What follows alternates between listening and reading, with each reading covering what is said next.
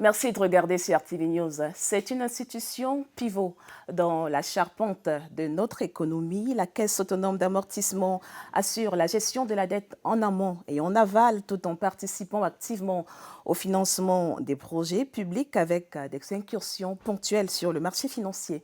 L'inauguration toute fraîche de l'immeuble CAA à Yaoundé nous donne l'opportunité de déblayer les questions autour de la dette publique du Cameroun, mais aussi de mettre en lumière le rôle de la CAA dans l'exécution de la vision d'un Cameroun émergent à l'horizon 2035. Entretien avec la tête de la Caisse autonome d'amortissement, le directeur général de la CAA, Richard Evina Obama, est l'invité de CRTV News. Monsieur le directeur général, bonsoir. Bonsoir, madame. Déjà, félicitations pour le nouveau siège. Quand on voit la prestance du bâtiment, on est tenté de se dire que les caisses de la Caisse sont en très bonne santé. Oui. Oui. Elles sont en très bonne santé. C'est un immeuble qui arrive à point nommé et qui est la traduction de la bonne santé de la politique de financement du Cameroun pour son développement. Évidemment, la question évidente ou première pour le Camerounais lambda, c'est à quoi on travaille à la Caisse autonome d'amortissement? Alors, comme son nom l'indique, amortir. On amortit quoi? On amortit la dette, c'est-à-dire qu'on la rembourse. Oui. C'est ça, amortir une dette, c'est travailler à l'extinction de cette dette. Mais contrairement à sa dénomination, il y a des missions de back-office, des missions quelque peu voilées, à l'exemple du financement des projets publics et programmes publics, mais aussi la participation à l'animation et à la gestion du marché des capitaux. D'accord. On retient les trois compartiments: gestion de la dette, financement des projets, intervention sur le marché financier. Je vous propose, monsieur le directeur général, de faire un plan serré, comme on appelle dans notre jargon, sur justement la dette, la gestion de la dette. Près de 12 000 milliards de francs CFA. C'est le montant estimé de la dette publique du Cameroun. Le stock. Oui, du stock. Et en filigrane, on a toujours cette inquiétude sur le caractère viable ou soutenable de ce volume de dette. En tout cas, vous avez parlé du stock qui est de 12 000 milliards de francs CFA.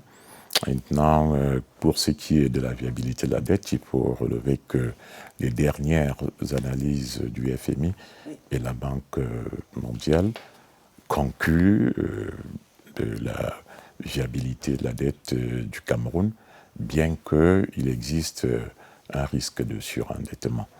Cette dette, elle est viable au regard des critères retenus, mais aussi au regard des fondamentaux de l'économie camerounaise. Parce que quand on dit qu'une dette est viable, c'est que le pays est à mesure de supporter le remboursement sur le moyen terme et même sur le long terme. Au Cameroun, la dette, elle est remboursée régulièrement. Le Cameroun n'a jamais fait défaut. Les taux de croissance du Cameroun amènent à penser que nous pourrons être en mesure de continuer de rembourser dans les années à venir. Et ce, peut-être malgré le contexte actuel, quand on regarde un peu le portefeuille justement de la dette publique du Cameroun, la dette extérieure, on constate par exemple la prédominance de deux devises, l'euro et le dollar. On connaît le contexte avec l'appréciation du dollar qui est dans le vent des conséquences de la crise russo-ukrainienne. Quel a été l'impact de ce contexte exogène plutôt stressant sur le travail de la CA? Alors, ce qui est sûr, c'est que la volatilité du dollar par rapport à l'euro, avec laquelle nous avons une parité fixe, la volatilité du dollar, a eu un impact sur l'encours de la dette, un impact annuel de 420 milliards quand même. C'est-à-dire que c'est une devise dont les fluctuations impactent négativement, ou plutôt alourdissent le portefeuille de la dette camerounaise. Maintenant... Comment on gère ça? Alors, comment on gère cela? Il faut dire que notre pays a jusque-là fait une gestion d'amont. Et la gestion d'amont, s'inscrit dans le cadre de la politique, de la stratégie même d'endettement. C'est-à-dire aller vers des devises moins volatiles, moins fluctuantes. Ça a été la stratégie du Cameroun jusque-là, ce qui fait que le dollar pèse à peu près 27 à 28% du portefeuille, ce qui veut dire que l'impact n'est pas très très très grand. L'autre technique que le Cameroun a utilisée jusque-là, c'est la provision de change, la provision du risque de change. La loi des finances permet de provisionner environ 50 milliards chaque année pour faire face à ce type de risque.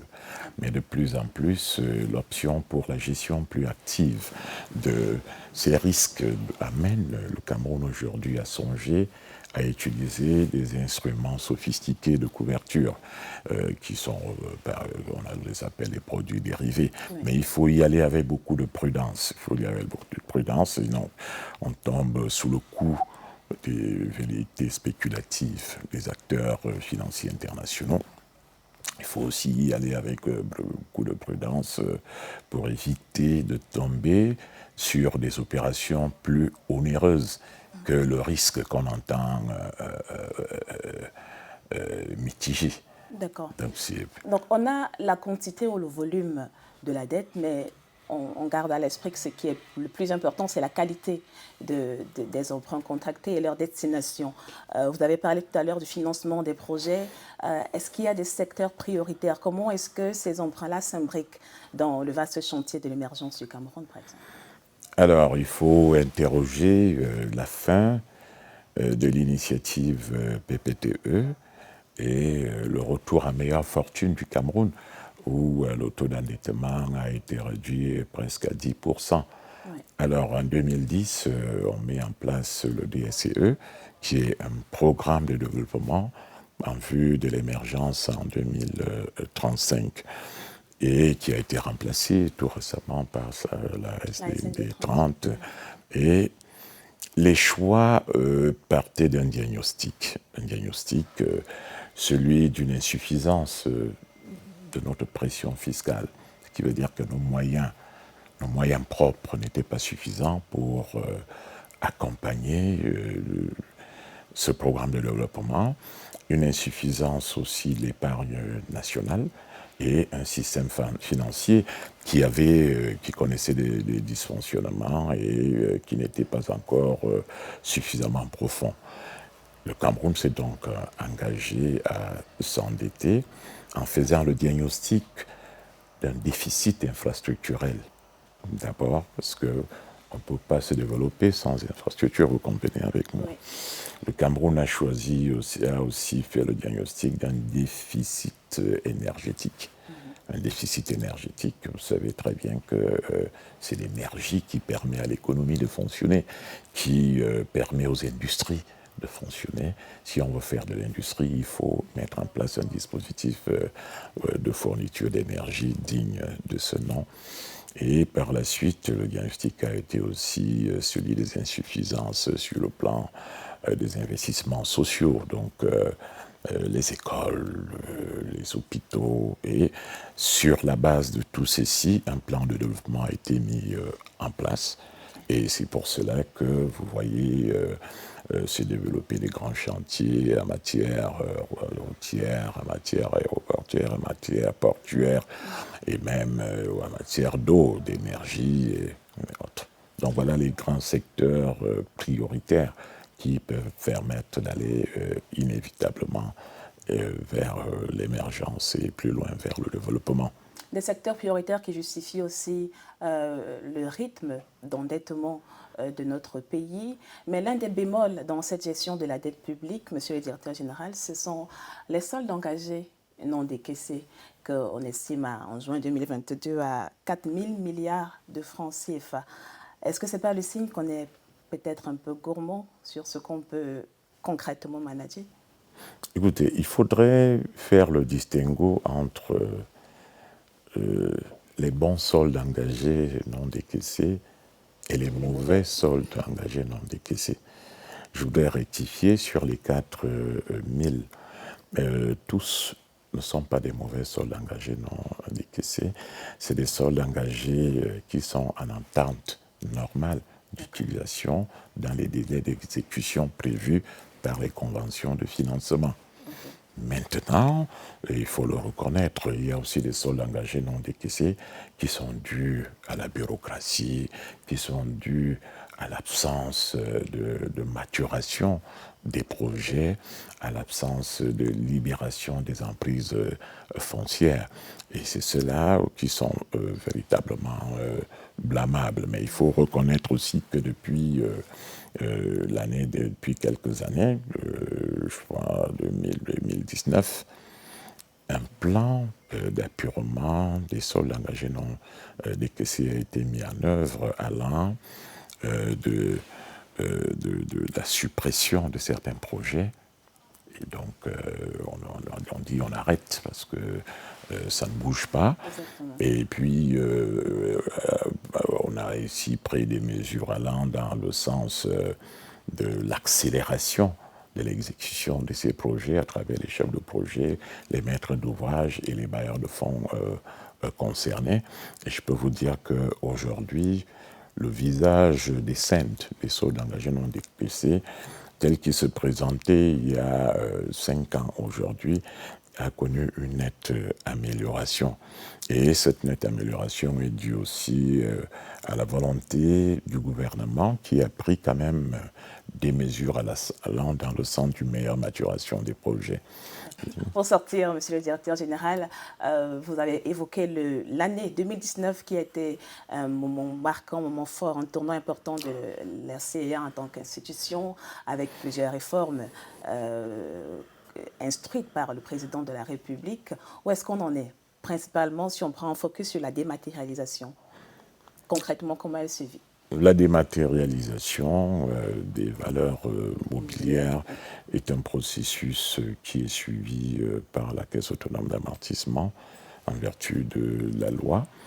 Un travail de fond a été fait pour amener les entreprises à dématérialiser leurs valeurs mobilières, mais nous avons rencontré aussi beaucoup de résistance due au conservatisme, due à la méconnaissance même de l'importance du bien fondé de la réforme sur la dématérialisation.